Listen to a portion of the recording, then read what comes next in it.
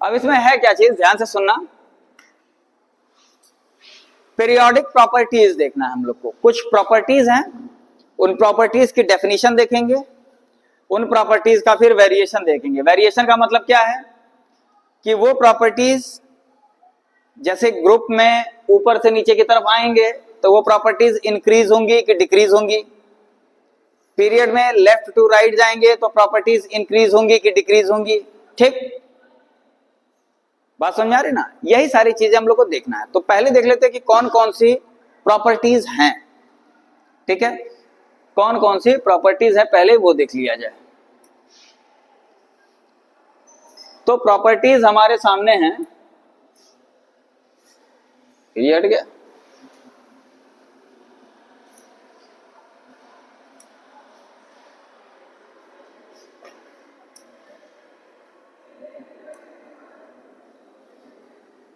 पहली प्रॉपर्टी है atomic size. पहली जो प्रॉपर्टी है वो क्या है? Atomic size. ठीक, एटॉमिक साइज। अब इसमें बहुत सारी चीजें। अब इस एटॉमिक साइज में हमारा एटॉमिक रेडियस है, आयनिक रेडियस है, मेटेलिक रेडियस है। ठीक है, बहुत सारे रेडियस हैं, पढ़ेंगे हम लोग एटॉमिक रेडियस के बारे में। एटॉमिक साइज है, किसी भी एटम की अगर साइज की बात करोगे तो उस एटम की जो साइज है वो एटम का रेडियस ही बताता है ना भाई। कोई एटम है, ठीक है, कोई एटम है, एटम को जनरली ऐसा माना गया है, और उस एटम के बीच में होता क्या है? न्यूक्लियस। तो इसकी जो साइज होगी वो इसका रेडियस ही तो बताएगा। तो एटॉमिक साइज का मतलब क्या हो गया? Atomic radius. Atomic radius. ठीक, अब पहले तो इसकी एटॉमिक रेडियस की डेफिनेशन देख ली जाए। ठीक है, एटॉमिक साइज के बाद हम लोग को जो पढ़ना है वो पहले बता दे रहे हैं। एटॉमिक साइज के बाद आ जाएगा आपका आयनाइजेशन एनर्जी, फिर तीसरा आ जाएगा इलेक्ट्रॉन गेन इंथैल्पी। ये सब हम लोग डिटेल में पढ़ेंगे, इलेक्ट्रॉन गेन इंथैल्पी। चौथा आ जाएगा इलेक्ट्रोनेगेटिविटी,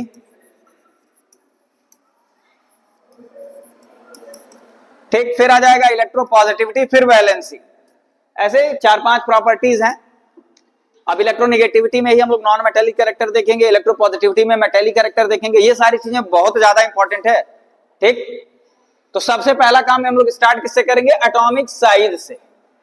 डेफिनेशन, उसके बाद वेरिएशन, ठीक, और फिर कुछ एक्सेप्शंस। एक्सेप्शन चैप्टर के लास्ट में देखेंगे। ठीक, तो जो एटम की साइज है या एटॉमिक साइज है उसको डिफाइन कैसे करेंगे? Distance between centre of nucleus and outer most electron. Distance between centre of nucleus and outer most electron is atomic radius. Atomic radius क्या होता है बताओ? सीधे बेटा बताओ, बेटे बताओ, बेटे बताओ। Distance between centre of nucleus and outer most electron. जो सबसे लास्ट, सबसे बाहरी इलेक्ट्रॉन है, ठीक है, उसके और सेंटर ऑफ न्यूक्लियस के बीच की डिस्टेंस ही क्या कहलाती है? हमारी एटॉमिक रेडियस कहते हैं। कोई समस्या किसी को? ठीक है, कोई प्रॉब्लम नहीं ना? ठीक, अब हम लोग देखते हैं कि ये जो एटॉमिक रेडियस है, डेफिनेशन क्लियर है, इसका वेरिएशन देख लेते हैं। वेरिएशन का मतलब क्या है कि when we move from left to right in period what variation takes place in atomic size. जब हम किसी भी पीरियड में लेफ्ट टू राइट मूव करते हैं तो एटॉमिक साइज में क्या वेरिएशन होता है? कुछ अगर पता हो तो बता दो। घटता जाएगा कि बढ़ता जाएगा? पीरियड में लेफ्ट टू राइट मूव करने का मतलब ये है ना, ये हम लोग मान लीजिए कि सोडियम मैग्नीशियम है, इन सब से, ठीक है, सोडियम मैग्नीशियम है, यहां से कहां आएगा मार्क वाला? इस पर कैसे है?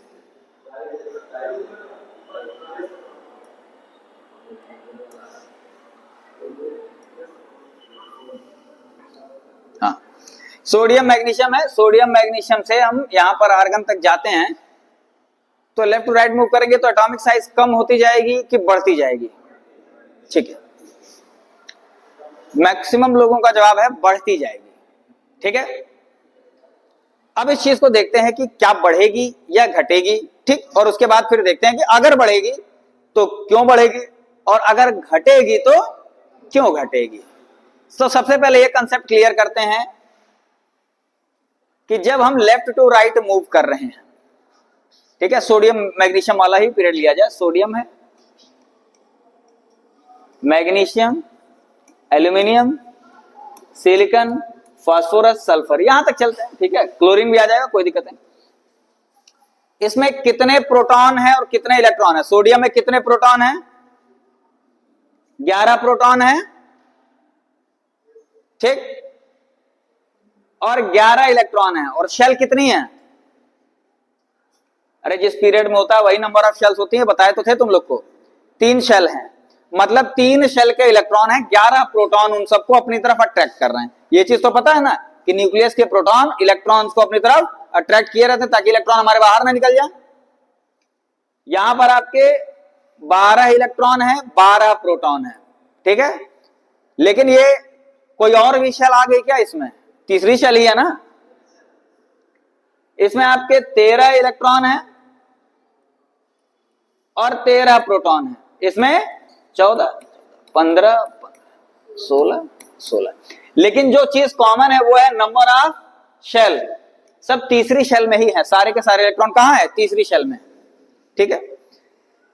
जैसे जैसे हम लेफ्ट टू राइट बढ़ रहे हैं तो न्यूक्लियर चार्ज मतलब न्यूक्लियस में मौजूद प्रोटॉन्स का संख्या या प्रोटॉन्स का नंबर बढ़ रहा है कि कम हो रहा है? बढ़ रहा है। प्रोटॉन के ऊपर कौन सा चार्ज होता है? पॉजिटिव चार्ज होता है। पॉजिटिव चार्ज बढ़ रहा है कि कम हो रहा है? पॉजिटिव चार्ज अगर बढ़ रहा है तो आउटर मोस्ट इलेक्ट्रॉन पर लगने वाला फोर्स ऑफ अट्रैक्शन बढ़ रहा है कि कम हो रहा है? बढ़ रहा है। सोच समझ के जवाब देना, नहीं पता हो तो चुप रहना, कोई बात नहीं, बता देंगे, ठीक है। जब हम लोग का जो न्यूक्लियस है, न्यूक्लियस के ऊपर चार्ज बढ़ता जा रहा है तो आउटर मोस्ट इलेक्ट्रॉन पर लगने वाला फोर्स ऑफ अट्रैक्शन भी बढ़ता जा रहा है। और जब आउटर मोस्ट इलेक्ट्रॉन पर लगने वाला फोर्स ऑफ अट्रैक्शन बढ़ेगा तो धीरे धीरे और इलेक्ट्रॉन नजदीक आएगा कि नहीं आएगा? तो एटॉमिक साइज तो कम होती जा रही है। तो पहला जवाब क्लियर हो गया कि जब हम लोग when we move from left to right in period atomic size decreases. Atomic radius क्या होता है? धीरे धीरे कम होता है। समझ में आ रही बात कि नहीं? यानी कि मैग्नीशियम से बड़ा होगा सोडियम, एल्यूमिनियम से बड़ा होगा मैग्नीशियम, सिलिकॉन से बड़ा होगा एल्यूमिनियम, फास्फोरस से बड़ा होगा क्लोरीन, ठीक है। सबसे छोटा कौन आएगा? अच्छा, ये वेरिएशन सारे के सारे कहां तक आते हैं ये चीज याद रखना, ग्रुप 17 तक ही आएंगे। 0 ग्रुप अलग पूरी तरह से हो जाता है, ठीक है, वो एक्सेप्शनल केस है। तो कोई भी वेरिएशन होगा हम लोग फर्स्ट ग्रुप से लेके ग्रुप 17 तक लेकर के चलेंगे, ठीक है। तुम दोनों भी खाओगे लात। समझ में आ रही बात ना? पूरी क्लास शांत है, 2-4 और बतियार होते हैं, हम तुम लोग को कुछ नहीं कहते, लेकिन पूरी क्लास सुन रही है, बस तुम ही लोग तब से बकवास किए जा रहे हो, 10 मिनट से इग्नोर कर रहे हैं। आ गया? सबसे आगे वाली सीट पे आओ। हाँ, सबसे किनारे, हाँ, सबसे आगे वाली सीट पे आओ। अगर आप केमिस्ट्री के प्रकांड विद्वान हैं तो शांति से बैठे रहिए, दूसरों को विद्वान बनने का मौका दीजिए, ठीक है। और नहीं है तो जाहिलों सुनो, काम की चीज बता रहे हैं, ठीक। तो जब हम लोग, अच्छा, ये बेसिक कंसेप्ट है ये, और ये बेसिक कंसेप्ट क्लियर रहा तो इस पर 4 से 5 क्वेश्चन किसी भी कंपटीशन में क्लियर हो जाएंगे, चाहे बायो हो चाहे मैथ में। जो चीज अभी बता रहे हैं या आज और कल में जो भी चीज बताएंगे, अगर उसका बेसिक कंसेप्ट क्लियर है, ठीक है, वही चीज जरूरी होता है, जिसका बेसिक क्लियर होता है वही कुछ कर पाता है। इस बार का जो नीट का क्वेश्चन पेपर आया था, इसके पहले क्या होता था कि बहुत से बच्चों कुछ आता जाता नहीं था, लेकिन क्वेश्चन उनके सही हो जाते थे तो उनके जो है क्लियर हो जाता था कंपटीशन। इस बार ऐसा नहीं हुआ है। इस बार से पेपर ऐसा बना है कि जो पढ़ा है वही कर पाया है। ऐसे बहुत से बच्चे होते हैं, तुम लोग खुद देखते होगे कि अबे कुछ आवेला जाला ना, ये कि कान कैसे नंबर पा जाला, किस्मत होती है, बहुत सारी चीजें होती हैं। वो 10 क्वेश्चन पढ़ के गया, वही 10 क्वेश्चन आ गए। लेकिन इस बार से अब ऐसा हो गया, परीक्षा का पैटर्न पूरी तरह से बदला जा चुका है, ठीक है। अब आप पढ़ेंगे, बेसिक कंसेप्ट क्लियर रहेगा, बेसिक चीजें पता रहेगी कि एटम क्या होता है, एटॉमिक मास क्या होता है, आइसोटोप्स आइसोबार्स क्या होते हैं, ये सब चीजें कुछ क्लियर रहेगा बेसिक, तभी कुछ कर पाओगे, नहीं तो कुछ नहीं कर पाओगे। समझ में आ रही बात कि नहीं? तो ध्यान से सुनो, बेसिक यही है। जब हम लोग लेफ्ट टू राइट मूव करते हैं, इसको कहा जाता है न्यूक्लियर चार्ज। इसको क्या बोलते हैं? Nuclear charge. न्यूक्लियर चार्ज से nuclear force of attraction effect होता है, ठीक। एक होता है इफेक्टिव न्यूक्लियर चार्ज। वो क्या होता है, उस चीज को ध्यान से सुनो। इफेक्टिव न्यूक्लियर चार्ज का मतलब होता है, देखो, न्यूक्लियर चार्ज का मतलब जैसे हम यहां पर हैं, हम मान लो न्यूक्लियस हैं, तो हम तुम लोग को पढ़ा रहे हैं, ठीक है, पूरा मुड़ आ रहा है कि नहीं इसमें? बैठे ना दो तुम, चलो ठीक है, कोई बात नहीं। अब जैसे हम यहां से पढ़ा रहे हैं, हम न्यूक्लियस हैं, ठीक, हम यहां से पढ़ा रहे हैं, सबको बराबर पढ़ा रहे हैं, एक को समझ में आया, एक को समझ में नहीं आया, तो तुम्हारा मार्क्स किस चीज पर डिपेंड कर रहा है? मेरे पढ़ाने पर डिपेंड कर रहा है क्या? तुम्हारे समझने पर डिपेंड कर रहा है। तो हम जो पढ़ा रहे हैं वो है न्यूक्लियर चार्ज, जो तुम्हारे ऊपर लग रहा है वो है इफेक्टिव न्यूक्लियर चार्ज। बात समझ में आ रही कि नहीं? यानी कि न्यूक्लियस ने फोर्स ऑफ अट्रैक्शन जितना लगाया वो ठीक है, उस इलेक्ट्रॉन ने महसूस कितना किया। ठीक, हो सकता है कि पीछे बैठने वाला कोई बालक है, उस चीज वो जो हम चिल्ला चिल्ला के बता रहे हैं उसको समझ में नहीं आ रहा हो, ठीक है, वहां तक मेरी बात ना पहुंच पा रही हो और आगे वाले को मेरी बात समझ में आ जा रही है।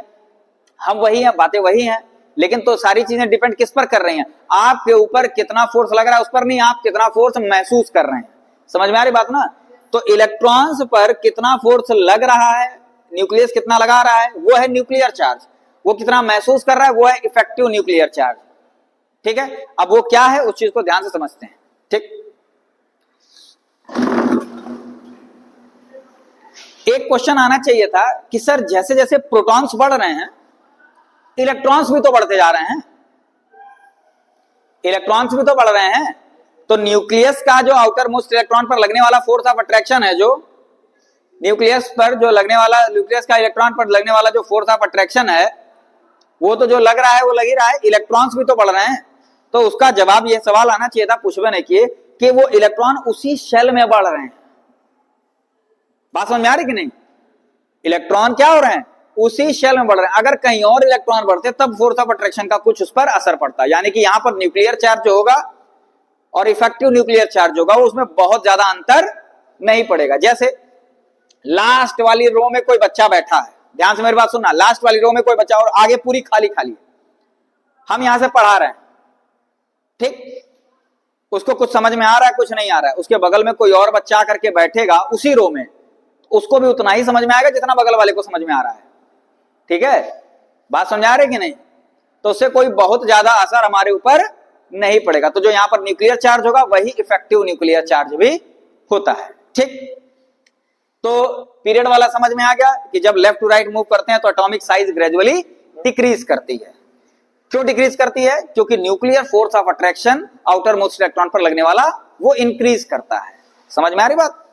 जब हम ऊपर से नीचे आते हैं, when we move from top to bottom in a group, जब ऊपर से नीचे आ रहे हैं, ठीक, देखते हैं ऊपर से नीचे जब आ रहे हैं,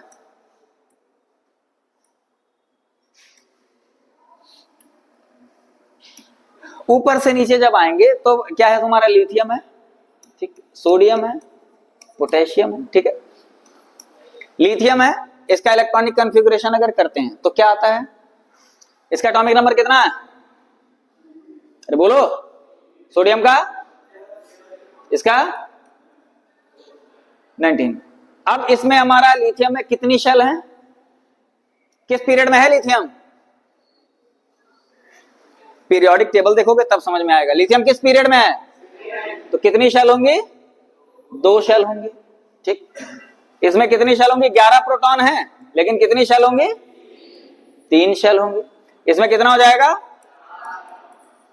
इसमें 19 प्रोटॉन है,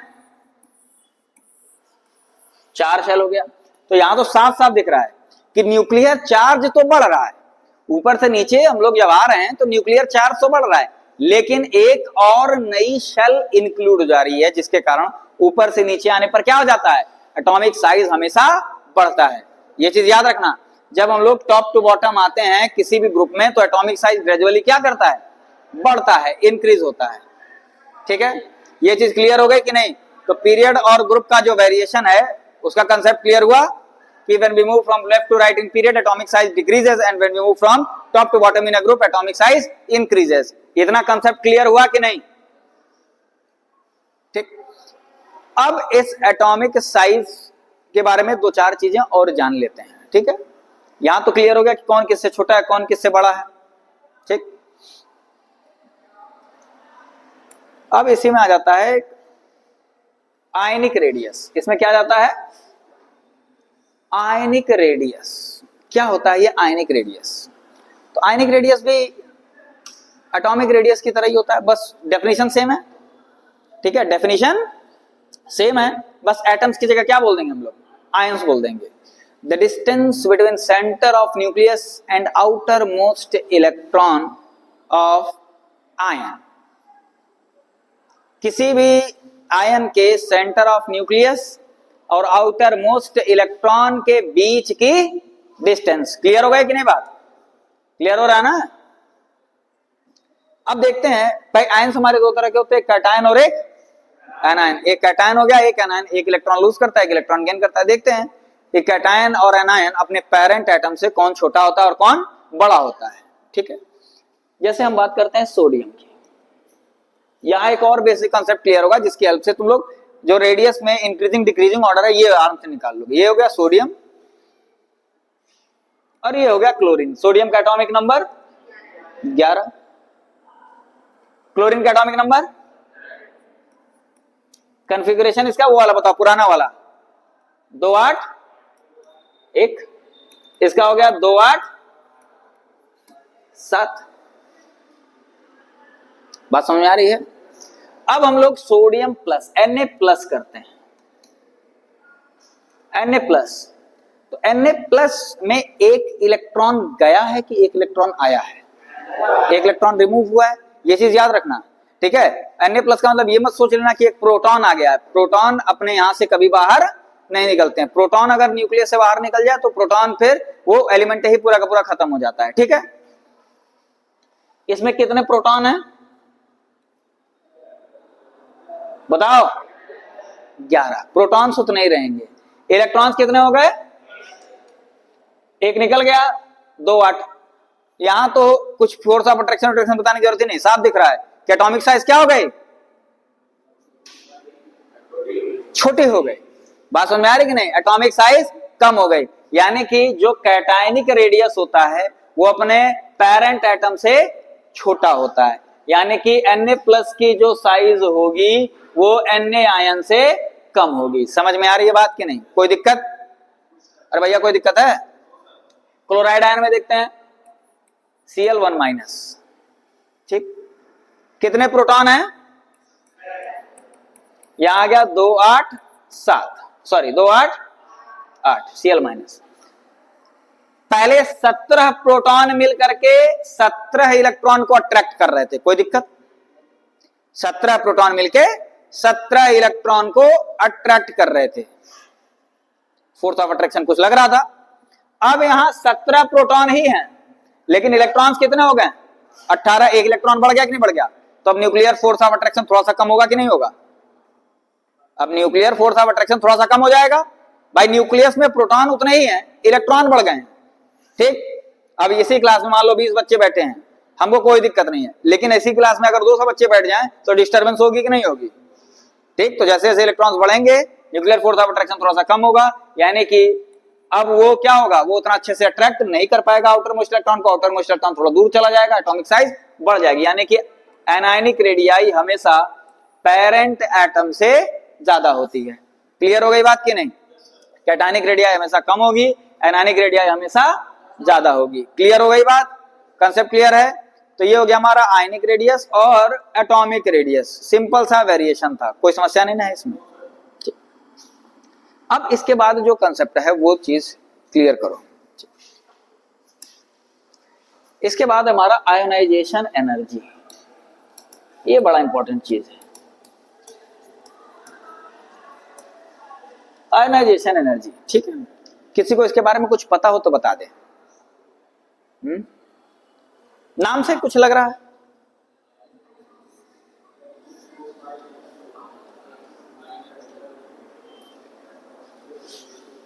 ये एक एनर्जी होती है, ये तो पता चल रहा है ना। आयनाइजेशन के लिए इतनी एनर्जी की जरूरत होती है, ये तो पता चल रहा है ना। ठीक, आयनाइजेशन का मतलब क्या हुआ? या तो इलेक्ट्रॉन आया या तो इलेक्ट्रॉन गया। ठीक, तो यहां पर इलेक्ट्रॉन आने को नहीं, इलेक्ट्रॉन जाने की बात करते हैं। ध्यान से मेरी बात सुनना। एक बार अंग्रेजी में डेफिनेशन बताएंगे, उसके बाद शुद्ध हिंदी में, और उसके बाद फिर समझाएंगे कि क्या है, क्योंकि ना तो अंग्रेजी में समझ में आएगा ढंग से, ना तो शुद्ध हिंदी में आएगा तुम लोग को, क्योंकि तुम लोग क्या हो? बैल। चलो ये भी चिल्ला करके ही बोले हैं, ध्यान से सुनना। Energy required to remove an electron from an atom in its isolated gaseous state. फिर से बता रहे हैं, the required amount of energy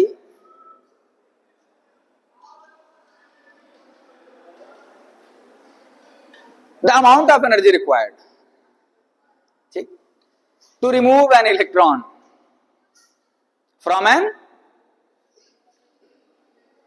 किससे इलेक्ट्रॉन निकलेगा? एटम, हाँ, और किस स्टेट में? In its isolated gaseous state, ठीक है। फिर से एक बार और अंग्रेजी में सुन लो। क्यों सुन रहे हो? क्योंकि ये लोग लिख रहे हैं energy required to remove an electron from an atom in its isolated gas, energy required to remove an electron from an atom in its isolated gaseous state, ठीक है। अब ये आइसोलेटेड गैसियस स्टेट क्या है, ये चीज अभी बताते हैं। ऑन है ना, चालू है ना, है? चल रहा है ना, मतलब टाइमर उसमें चल रहा है ना, हाँ तब चालू। कोई एटम है,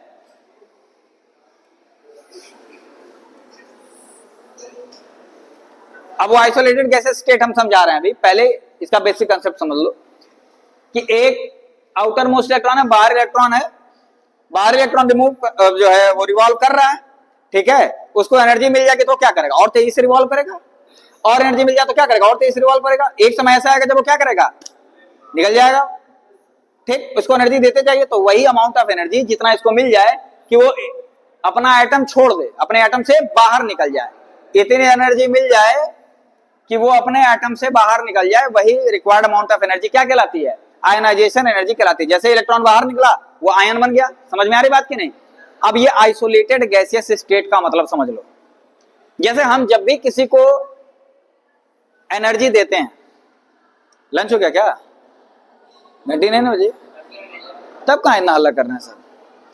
सुनो ध्यान से, जब भी हम किसी को एनर्जी देते हैं तो तुरंत वो इलेक्ट्रॉन नहीं रिमूव करता है, ठीक। अब जैसे हम छोटा सा एक एग्जांपल लेते हैं, छोटा सा एक एग्जांपल लेते हैं। ये इरेजर इसमें नहीं है, है? चलो क्लीन है करता। छोटा सा एग्जांपल लेते हैं। मान लो H2O का मॉलिक्यूल है, मतलब एक बर्फ का टुकड़ा है। ध्यान से समझना, एक ये बर्फ का टुकड़ा है, आप इसको एनर्जी दीजिए, ये क्या करेगा? सबसे पहला काम,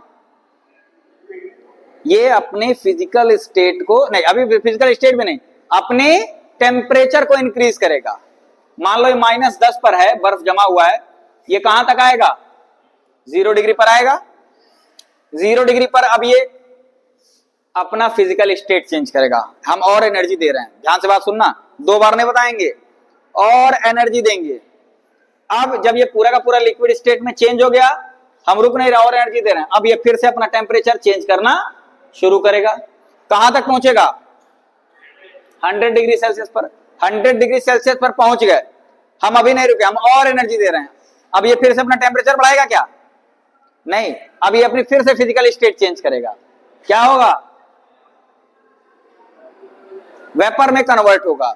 देखो, एनर्जी देने पर कोई भी सब्सटेंस 2 ही काम करता है, या तो अपना टेम्परेचर बढ़ाएगा या अपनी फिजिकल स्टेट चेंज करेगा। तो जब वो अपनी फिजिकल स्टेट चेंज कर रहा होता है तब उसका टेम्परेचर नहीं बढ़ता है, और जब वो अपना टेम्परेचर बढ़ा रहा होता है तब उसकी फिजिकल स्टेट चेंज नहीं होती। बात समझ में आ रही है कि नहीं? इसीलिए कहा जाता है ना कि 0 डिग्री पर आइस है और 0 डिग्री पर पानी है, ठंडा कौन ज्यादा होगा? आइस ज्यादा ठंडा होता है। बात समझ में आ रही है कि नहीं? क्योंकि पानी के अंदर सेम टेम्परेचर पर एनर्जी ज्यादा हो गई। 100 डिग्री पर पानी है और 100 डिग्री पर ही भाप है, किससे ज्यादा तेजी से चलोगे? भाप से ज्यादा तेजी से चलेगा आदमी, क्योंकि टेम्परेचर तो दोनों का सेम है, लेकिन एनर्जी किसमें ज्यादा है? भाप में ज्यादा एनर्जी है। उसी एनर्जी को ना लैटेंट हीट कहा जाता है, मतलब उसका पता नहीं लग पाता है, वो छुपी हुई रहती है। समझ में आ रही बात की नहीं? ठीक, हम वहां तक पहुंच गए कि फिजिकल स्टेट गैसियस स्टेट तक पहुंच गए, हम एनर्जी दे रहे हैं, गैसियस स्टेट तक पहुंच गए। अब एक एक H2O का मॉलिक्यूल अलग अलग है, अब हम और एनर्जी दे रहे हैं। अब ये अपनी एनर्जी का यूज किस चीज में करेगा? अब ये गैसियस स्टेट में तो पहुंच ही गया है, अब और किस चीज में एनर्जी यूज करेगा? नहीं, अभी तो एक एक एटम अब आइसोलेट होंगे ना, बॉन्ड को तोड़ने में अपनी एनर्जी अलग होगी। अब ये सब आइसोलेट हो गए। क्या हो गए? आइसोलेट। ठीक, अब इसमें जो एनर्जी देंगे, अब उसका यूज वो किस चीज में करेगा? अपना इलेक्ट्रॉन बाहर निकालने में। कंसेप्ट क्लियर हुआ कि नहीं? आइसोलेटेड गैसियस स्टेट का मतलब क्या होता है? पहले वो जिस भी फिजिकल स्टेट में, वहां से कहां है? गैसियस स्टेट में आएगा। गैसियस स्टेट के बाद वो क्या होगा? आइसोलेट होगा, एक एटम, सिंगल एटम बचेगा। अब जब सिंगल एटम बच गया है, अब जो रिक्वायर्ड अमाउंट ऑफ एनर्जी है from remove an electron from its outer most orbit उसी को क्या बोलेंगे, आयनाइजेशन एनर्जी कहा जाएगा। तो जब भी आयनाइजेशन एनर्जी की डेफिनेशन बोलेंगे तो लास्ट में आइसोलेटेड गैसियस स्टेट जरूर बोलेंगे। ठीक है, बात समझ में आ रही कि नहीं? मतलब अच्छा, कंसेप्ट तो समझ में आ गया ना कि आयनाइजेशन एनर्जी होती क्या है। किसी भी एटम के लास्ट शेल से एक इलेक्ट्रॉन बाहर निकालने के लिए जो एनर्जी होती है, रिक्वायर्ड एनर्जी, वही क्या होती है, आयनाइजेशन एनर्जी होती है। यानी कि आयनाइजेशन एनर्जी हम देते हैं तो इलेक्ट्रॉन बाहर निकलता है। क्लियर हो गया कंसेप्ट? ठीक, आयनाइजेशन एनर्जी का कंसेप्ट क्लियर हो गया। अब इसकी डेफिनेशन एक बार और बता दे रहा है, उसके बाद हम वेरिएशन पर आ जाएंगे कि the amount of energy required to remove an electron from an atom in its isolated gaseous state. चल भाई बताओ, हाँ समझा दो बस बैठे बैठे।